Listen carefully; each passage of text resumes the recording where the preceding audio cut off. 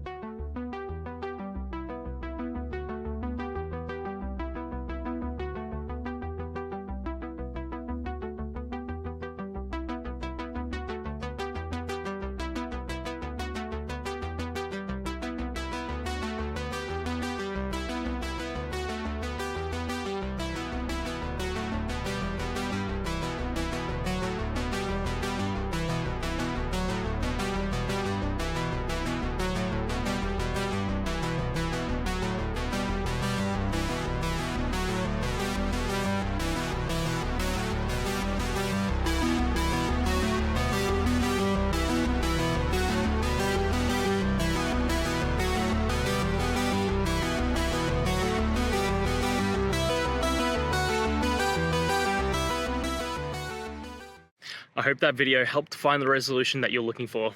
And if it did, please, I'd appreciate it if you could hit subscribe. Until the next time that you need more technical help, I hope you have a great one. See ya.